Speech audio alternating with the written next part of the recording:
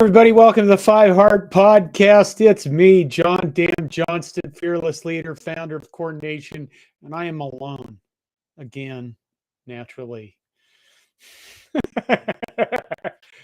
Okay. How did your day go? How did your day go? I see a Gaba, you're already showing up in the chat. How was everybody's day today? Because mine started at 6:30 a.m. with one of my customers texting me that a VMware server down, and I thought, oh my God, this is a disaster. It overheated, shut itself off. Small business customer. I thought it was going to be a nightmare. It really wasn't. Everything came up okay, but it was just, it was kind of exciting early in the morning. Then there was the rumors. The rumors exploded. The rumors started today. Now, here's the thing about this. I told you guys, remember, if you watched on YouTube, I did this video about how I said nobody is going to be happy with what happens in the coaching search and with who we end up with. And I think that part of that video, I also said that, it's October and in November, things would start heating up and we won't really know. We're not going to know. I know that there's a lot of stuff about this. Some announcement is imminent and all this stuff. Okay, so let's just go. I am a little burned out, so my speech is probably going to be really crappy in terms of, okay. Matt Hansen goes right off there. Coaching search, myth versus reality.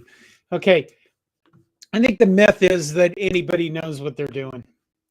Honest to God, I don't. I had talked about it in other shows or other things that I've done that, when Trev Alberts was hired, they had to do the announcement so quickly because the athletic department was so full of leaks that, they couldn't hire the guy and not have it go out to the press immediately. So they had to bring him in real quick and announce him immediately. They couldn't wait because the press would have been all over it. And now we have, I think that what is going to go on or what is happening is that Trev Alberts is conducting a coaching search and he has a search firm he's working with, and nobody else needs to know what's going on. I want you to hear, you guys have chat. I want you to tell me honestly, why do you think anyone else besides Trev Alberts and the search firm he's working with, anybody else beyond those two things would know what's going on with this search? I mean, if you're conducting a massive, giant coaching search that's going to determine your job status for the next year and a half, if you lose your current job or not, if you succeed or fail, would you casually mention it to people walking in the door of your office? I don't think you would. Would you casually mention it to anybody? I don't think you would. So I don't see the purpose of Trev Alberts telling anybody anything. Somebody mentions the audio is kind of crackly. Yeah, we've had some issues. I tried to get Nate on me tonight, with me tonight, and we couldn't get his audio working. So what was the rumors? The rumors was that there was going to be a Board of Regents meeting. Well, they have to follow rules. They're under some legal requirements because that's how things are structured. And they don't just to get a show up and have rules. I mean, we're not Auburn, for God's sakes.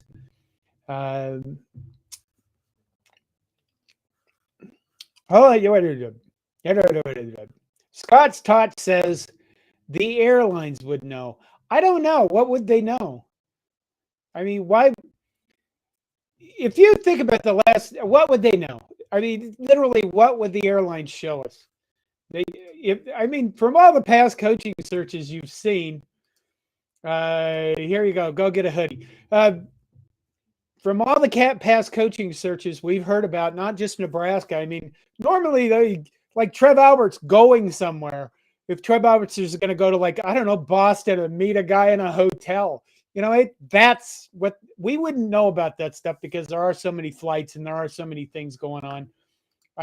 I do think if you're like doing data analysis, maybe you'd be able to determine something. But I don't think you're just going to see a flight that's going to tell you really anything until the day comes. You know, remember the whole Houston nut didn't get on the plane thing for Steve Peterson? Um, okay, so the rumors started, there's going to be an announcement, there's going to be a meeting. Then the thing was about the Board of Regents were supposed to sign off on something or hear about something. And really, the Board of Regents probably have to approve a contract, but they don't have to, Trev Alberts should be able to just go hire somebody unless he's going to spend $100 million. I mean, maybe he's hiring Jimbo Fisher and paying that contract out. I don't think he's that crazy. And then what happened was, there's names floating about, and there's this idea that, oh God, we're going to name Mickey Joseph the next head coach right away because he's probably going to lose the next few games and people won't want him, but Trev wants him, so they're going to name him. And that all turned out to be bullshit because there was no announcement today. And then there is the idea that they're going to hire Matt Rule. And is that true? I don't know. Matt Rule's not got a job right now. He's got an enormous payout from, who is it, the Carolina Panthers. Would he be a good coach? Would you guys like to see Matt Rule as the next head coach in Nebraska football? I'm kind of undecided on Matt Rule. Every time I think about Matt Rule, I think he looks like an Ewok, and we will all end up wearing smocks. And I'm not sure if I'm for that. Now, if he starts winning games, honestly, if the guy starts winning games and says you need to wear the skin of your enemies, I'd be wearing the skin of my enemies. It'd probably be really smelly, but hey, it's winning. Arnie Cerny says no rule. I like no rules. That's pretty much how I'd live my life, man. Joel Tilson says Matt Rule can rebuild. I think that's probably true. Dashcam California says Callahan 2.0. I don't know about that. I think the difference is Matt Rule Matt Rule was responsible for Baylor's most successful season in their school history, and I think that's saying something about Baylor. I'm not put this. I've been doing the coach searching things. My next one was going to be on Dave Aranda, and if I had to be honest, I'd probably say that Dave Aranda is my top choice. And the reason for that is I think he's a good coach. I think he's been around for a while. He coached at Wisconsin, so he knows what it takes he knows what the Big Ten is about. Been a defensive coordinator.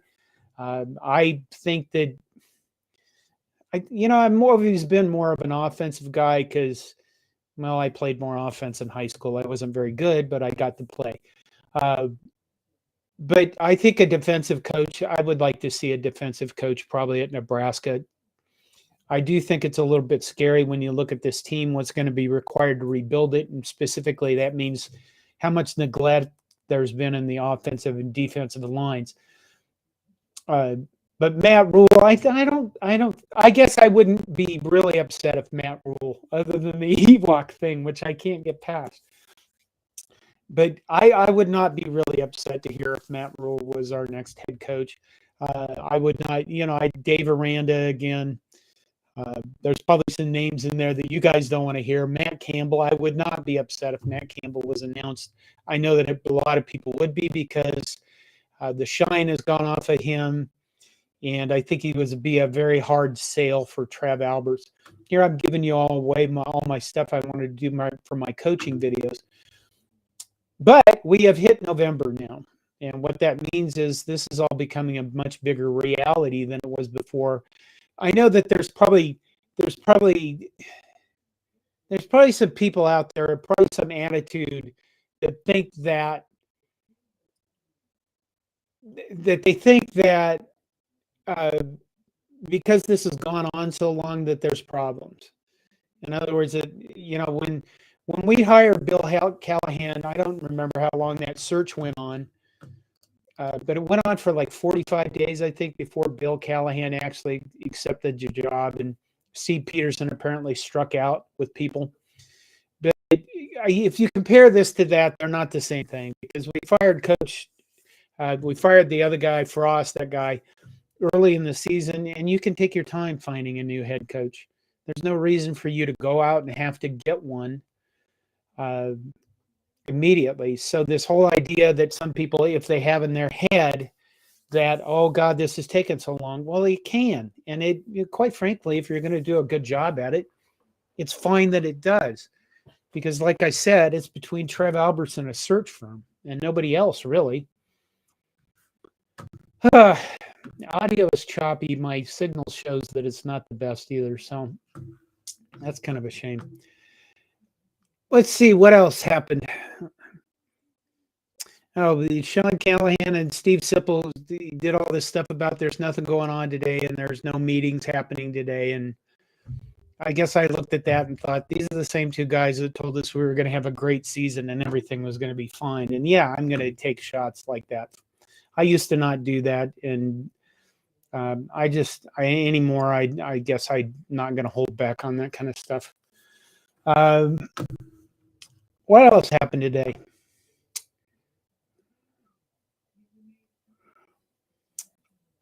Scott's Toss says, can we just rehire Bo Pelini? I think Bo is burned out. And he's not coaching now. He has millions of dollars. I think that he has realized that listen, if you're going to do this for a living, I mean, just think about all the shit you'd have to do to put up with people at Nebraska.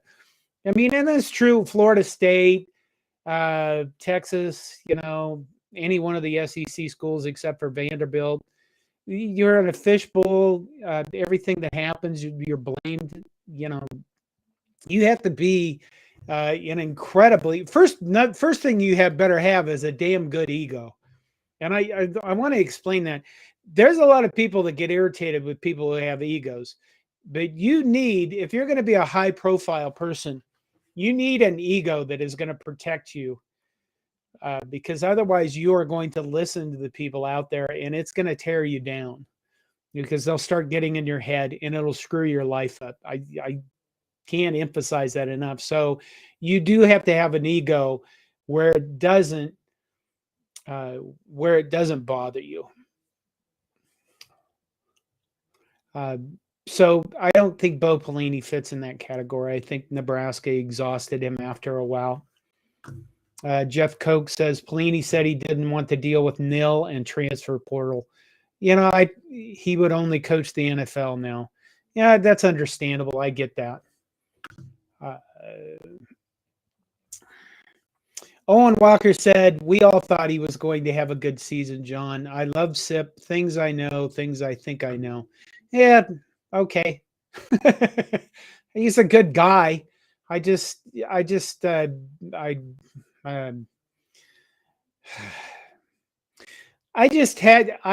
bothers me that I guess a lot, even now, we can't just look at things and call them, we're not realistic about stuff. We still have a tendency to paint over all the bad spots in our program. And I realize that a lot of people expect that from Nebraska football.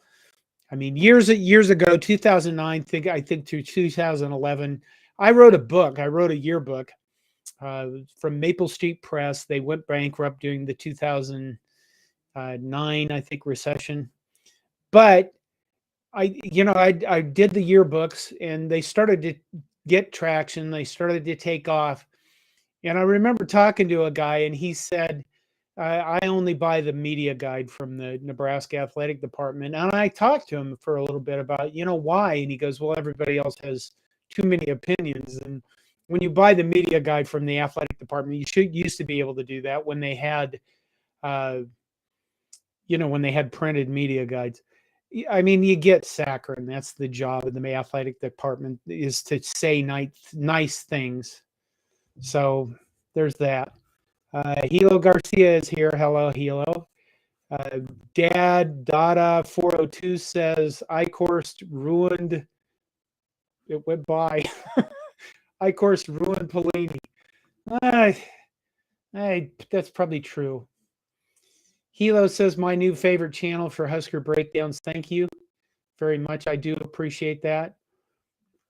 Dash Cam California says, say what you want, John, but we were #1 in the Big Ten West for a solid week this year. You know what? And it was a glorious week, wasn't it? Imagine if we could get that feeling for 2 or 3 weeks. All right.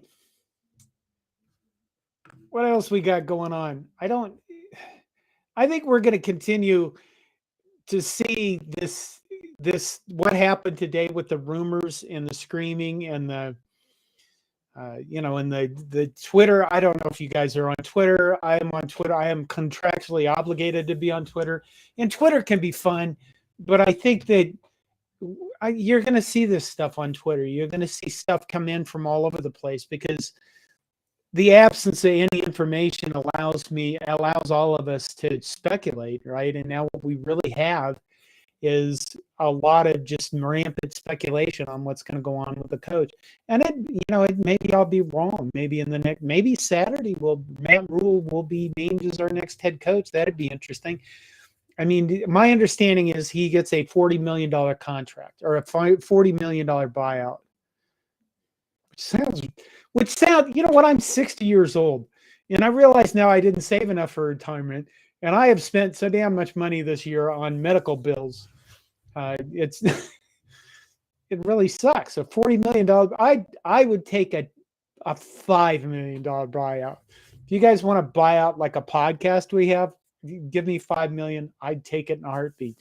But my understanding with the Matt Rule thing is, gets a $40 million buyout, and if he takes a job, then that buyout is reduced by whatever, you have to buy out part of the contract. In other words, the University of Nebraska would probably have to pay part of that contract to hire Matt Rule. I don't know if that's good or bad. Right now, Big Ten money seems to be streaming in the door, so Nebraska should have money for a new head coach and assistants, and you kind of want to get it right so we don't have we don't have to pay a lot more in buyout money because I'm sure this isn't endless. Hilo says, I heard it only applies to the NFL. It could be. I haven't done the Matt Rule investigation yet. Owen Walker. Oh, come on. Where'd it go? Owen Walker says, do you think that there is not really good coaches available this year? I don't think that's true. Here's the problem. I think that the problem is there isn't a sure bet. I mean, the problem is everybody has flaws. I mean, even let's go with the guy that everybody would think, okay, if he didn't have baggage, we could hire that guy. That'd be Urban Meyer. But Urban Meyer has baggage. Is he a proven winner over the course of his career? Yeah, but he leaves kind of every place he goes in some kind of disarray. And let's face it, the way he's handled players and stuff like that, it really isn't conducive to having a good relationship with the world right now. I'm not saying that correctly. He's managed players that other coaches probably would have let go or kicked off their team in order to win. I guess that would be the biggest baggage I think Urban Meyer has. So even that guy that wins all the time has like a black mark for a lot of people. Matt Rule, Baylor's best season ever, did a very good job at Baylor. Then he went to the Carolina Panthers and failed miserably, apparently.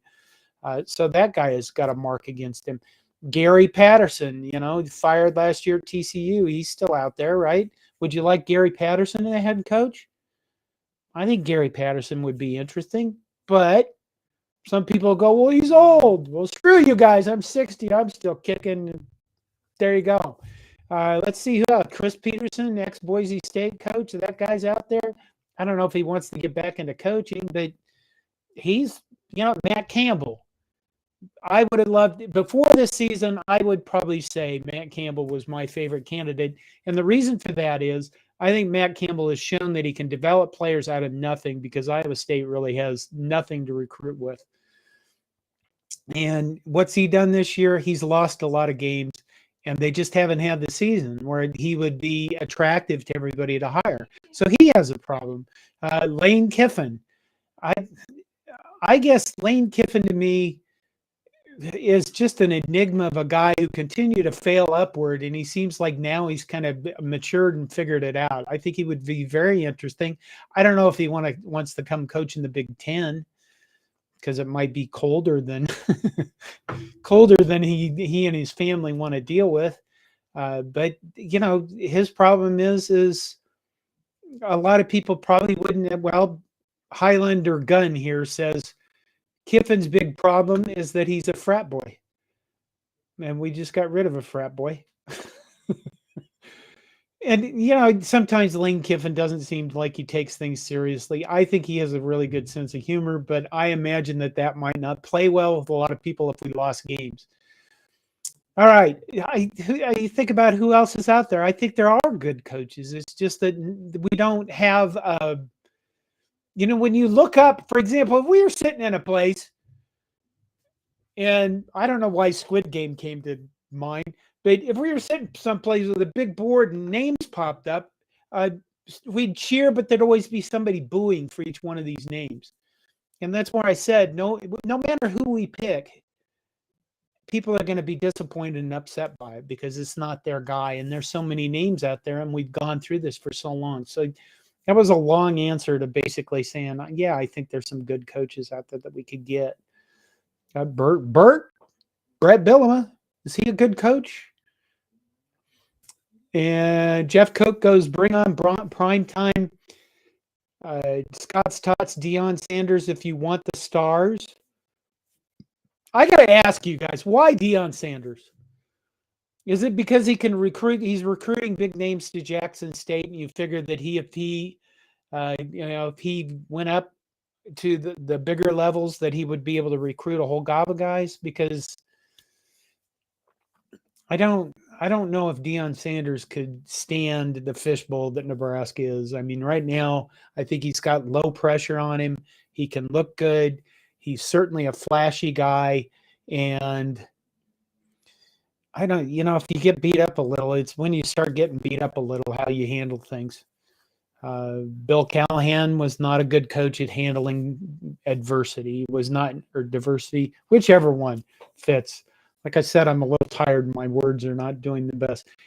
Bill Callahan, when big things went bad, he was one of those guys that preferred to go hide under his desk and let the world go by.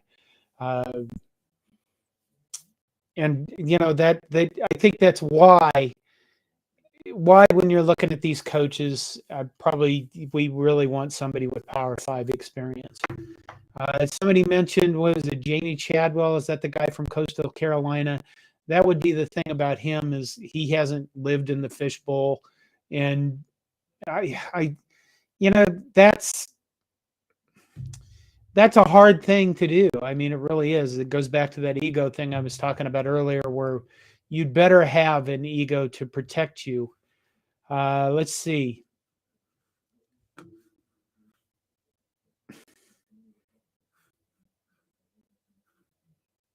I'm confused by this statement. Wade Farr says, I won't buy any stuff from you guys till the one from California stops making people send him $1 on up just so he will answer their questions. I am completely confused by that. Let's see. Who else we got out there? Oh, Lance Leopold. I think Lance Leopold is intriguing, but again, well, I guess he's got Power 5 coaching experience, although not a lot, at Kansas. So, man, still a lot of names out there. Still a lot of a lot of people. Okay, Jeff Koke is talking about Connor. Okay, I get that. Connor Hayden over at Corn Crazed. He's a good guy. He's trying to make a living on YouTube, or I think he's trying to make a go of it on YouTube. So he is very good. I like his stuff. He's much more professional than I am. I can tell you that. He actually edits his videos, and I think he does a really good job. And that's why, if he's doing that thing where he's there's this thing we can do on YouTube where you join and you get a membership, I think, and you're super members. I haven't done any of that because it's more stuff to figure it out. It's more stuff to figure out how to make it work. And I only have so much time for this stuff. Scott's Tots says Connor has answered questions for me without paying $1. Yeah, I think it's okay. You can just ask him questions and he'll probably answer them for you. There was one other thing. Okay, 26 minutes about coaching talk by myself. I think Greg was trying to get here tonight, but he apparently has, at the beginning of the month, he has stuff going on that requires him to work very late for the first few days of the week. Wait, okay. Chris Tussing brings up Chris Kleeman. I want Kleeman to piss off my friend who is a K-State fan and doesn't want him to leave.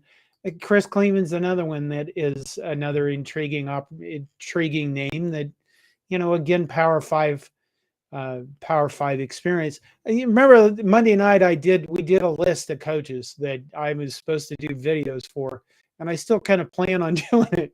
After a day, I looked at it and I was like, am I going to be able to do any more of these without us hiring a guy right away? And then they'll all just kind of fall apart. But I guess, the thing about doing the videos also is that you can look back on them 5 years from now and laugh at who we thought that would be our coach and why we thought they would be our coach. And, if I was doing videos 5 years ago, we could look forward and we could look back and go, oh my God, look what we thought Scott Frost was going to be and what he became. And that would be really sad. And we would all cry together. We would. I know. Okay. Now it's 27 and a half minutes on Coaching Search. I did a preview video on Minnesota. And do you guys have any questions about the Minnesota game? I have a question for all of you. Since you guys are on the chat, are you even paying attention to the football games? Or are you just paying attention to the Coaching Search?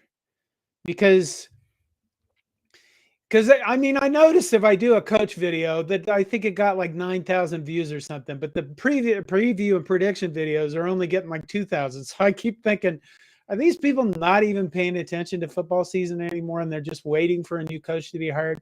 So tell me, are you just waiting for a new coach to be hired? So with your chat comments, let me know. Let's see. Blaine Cole from Japan comes in and asks, does Nebraska need a new identity, i.e. in the form of a new coach? That's an interesting question. Does Nebraska... there are a lot of people that tell you we need to go back to the fullback and go back to the triple option, the power I. And honest, I don't believe in that. I really don't. I think the reason why you're seeing so much spread and the reason why you're seeing so many not power. Come on, what do they call it? Again, 11 formation, right? And in other words, two tight ends, fullback, I back, quarterback under center. The reason you don't see that even in the NFL anymore is because the defensive linemen had become so athletic that a lot of them can run down quarterbacks, and a lot of them can just cause so much disturbance up front. You have to spread the field out. If I was going to pick an offense, it probably would have been something like Urban Meyer ran, and probably Ryan Day is still running a lot at Ohio State, where it's kind of a spread, but it's got power. It's got power built into it. All right, Minnesota. Somebody else. Let's see. Somebody said something about the offensive line. Jeff Koch says Minnesota's offensive line has dominated us for the last 5 years. That's been true. Especially, I was on the sideline for a few of the games in Minneapolis, and it wasn't pleasant watching us and get the shit beat out of us by those guys. I still remember the 34-7 game. and just standing there down in the end zone and just watching them march toward us, just running the ball and running the ball and running the ball and running the ball, and how much they beat us up.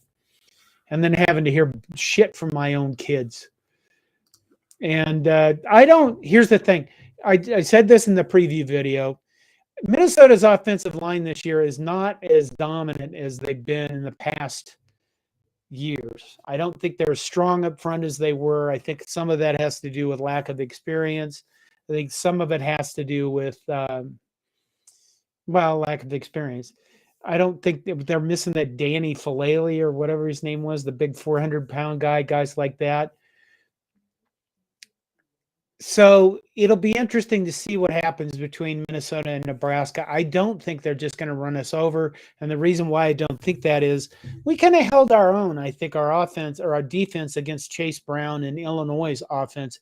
And when I watch Minnesota play Illinois, and I do watch Minnesota probably more than anybody else except for Nebraska because I have a partial Minnesota household. But Illinois really kind of physically beat up on Minnesota too. And Purdue actually beat up on Minnesota physically. And that was kind of surprising to me.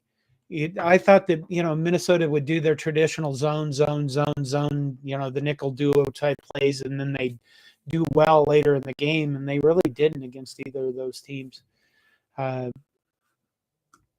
Okay, let's see.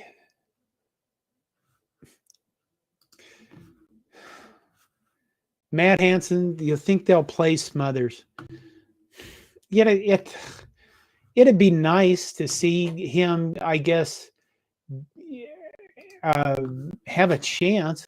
I mean, we saw him last year against Iowa, and I think he did really well for a while, and then the game just got away from him in the second half and toward the end. But, yeah, it'd be nice to see him. I guess I kind of get the idea that you're a coach and you put a quarterback in the game and he stays in the game and you don't want to pull him out. But I know there's a lot of people out there that say if you have two quarterbacks, you don't really have one quarterback. And honestly, I think that's bullshit. I think that if I was an offensive coordinator, because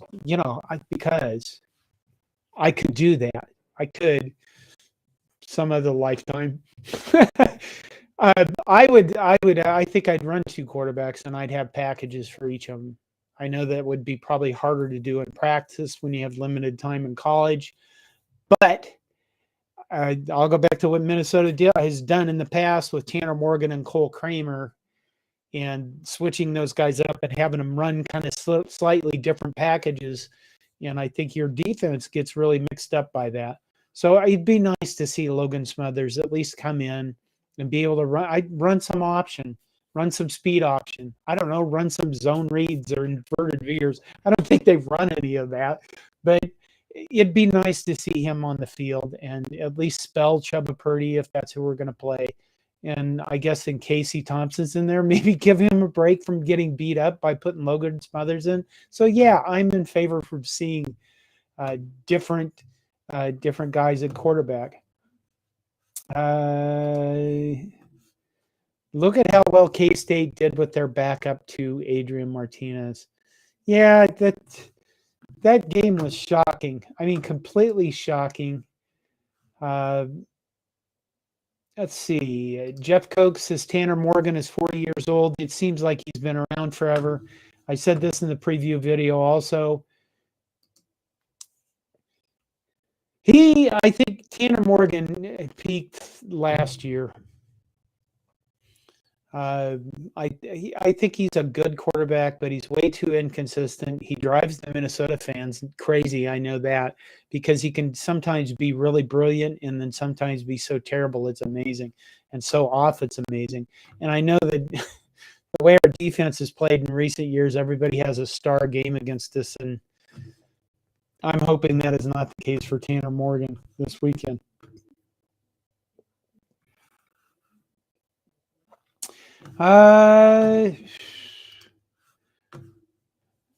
Blaine Cole says, did the option game die in the Rose Bowl versus Miami? When you look at Frank Solich's offense, I don't think Frank ran that much option. He ran more like a quarterback-centric run game. But did it die in the Rose Bowl versus Miami? That's probably good at time. That's probably about the time at which it started going away.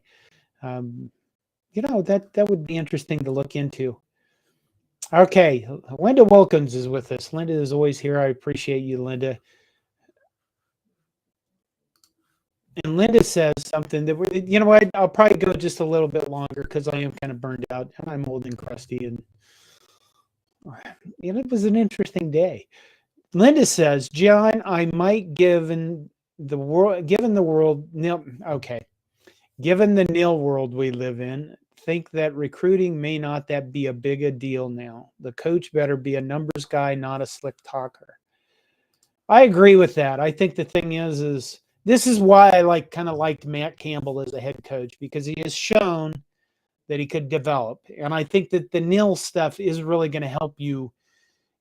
For years we've heard about recruiting in Nebraska has a disadvantage because they don't have a recruiting base, because we don't have a population. Oh my God, we went away from Texas in the Big 12 and we lost our recruiting base there. We have recruited fine to beat the Big 10 West. Maybe not to beat Alabama or Ohio State, but to beat the Big 10 West, we have recruited fine. I think that you're going to have a combination of recruiting and nil, and both of those things are going to have to work together for you to bring in the best players possible. And your head coach is going to be able to work with the nil people.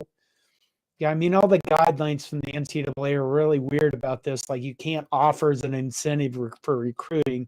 I have no idea how they're going to police that, because there's not really any rules or laws based around all the nil collectives. Like, you know what I mean? So that whole game has changed, and I think Linda is right. Recruiting isn't going to be as vitally as important. In other words, the cult of personality may not be as important as it was in the past. To bring players in, you're going to have the money, because I mean, let's face it. If you're a 5-star quarterback recruit coming out of high school and somebody said, "Where do you want to go to school?" Your answer better be, what kind of campuses do I get to play at? How are the crowds, and how much money do I get? And not necessarily even in that order. Owen Walker brings up, I missed Tim Beck's diamond formation. It was a doozy. Yes, Tim Beck was we hated him at the time, but I think he was one of the better offensive coordinators we've had in years. Linda comes back and says, the first question that will be asked is, how much nil money are we talking? Yeah, probably is. And I mean, if you think about it, I mean, anymore, but when you look at a top player, right, they're going to IMG Academy. They're probably going to a school like Mater D in California.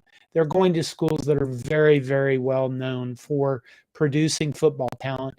Some in Ellis or some at Louisiana. I mean, Eden Prairie, Minnesota has in the past been known for producing very good talent. Jay Foreman, right? But those guys have been trained to be just like my kids. I beat them up about, you better learn math. Those kids have been trained to be quarterbacks, have been football players since they were in, I don't know, 6th grade, probably younger than that, but 8th grade. And they come into college way ahead of where they used to be in the past. And their focus is sports. So if you can start making that money early on, all the more power to you.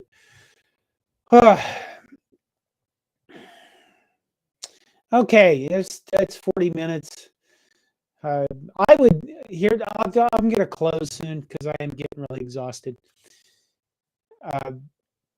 Expect the same thing the rest of November until we get a coach.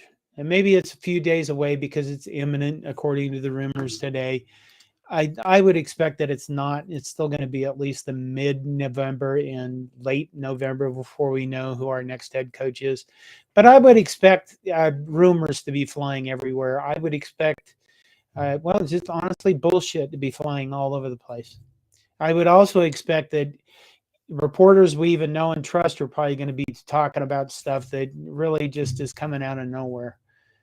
Because if I was a guy in charge of actually, if I was Trev Alberts, I'd probably be walking into my office and looking at somebody and saying, "Hey, guess who I talked to last night?" And then I'd give them a name just to see where it went. Then I'd fire them when it showed up in public. Yeah. All right, I'm going to sign off because I don't know. You know what I'm going to do? I'm going to go play video games and kill fake people because that's what I do when I'm brain dead. I thank you guys for joining me on the Thursday night. I appreciate you guys. I do appreciate your support. I enjoy doing the podcast and the YouTube stuff. It's fun for me. I don't get out a lot. This is my biggest way of socializing with people who are chatting. What a sad life. All right, let's see. This has been the Five Heart Podcast. I think it goes because five hearts are the only hearts you need. John, go Big Red. Win the damn game. Okay, thank you all for joining me, and good night.